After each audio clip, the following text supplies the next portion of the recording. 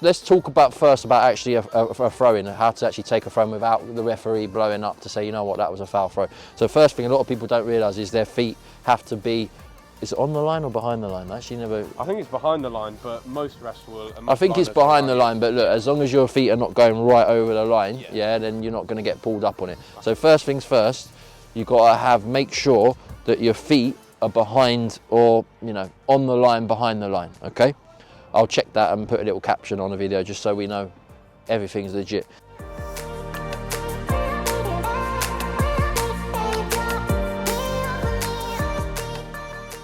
You've always got to make sure the ball in your two hands comes behind your head and your elbows are bent.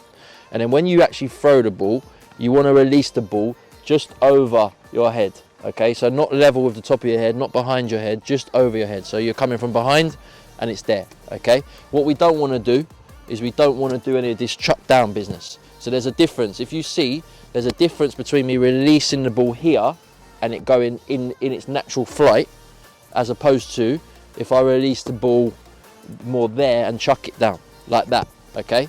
That's not allowed. And then the other big thing where grassroots players and even some of our players get caught up on is if one of their feet are off the ground or both feet are off the ground, okay? So when you take a throw in, okay, you cannot throw and jump like that. You see a lot of kids think they're gonna get more distance on a throw by jumping. You cannot have 1 foot off the ground like that, okay?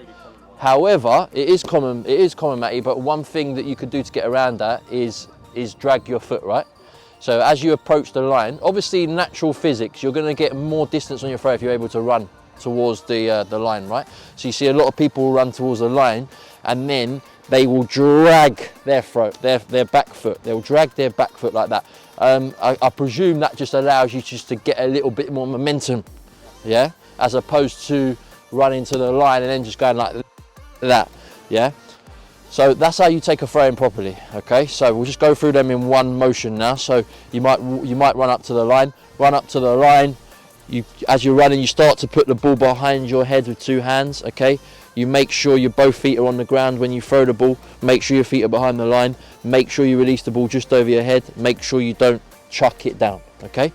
So that's how you take a throw in. Now we're gonna talk to this man about how he gets so much distance on his throw,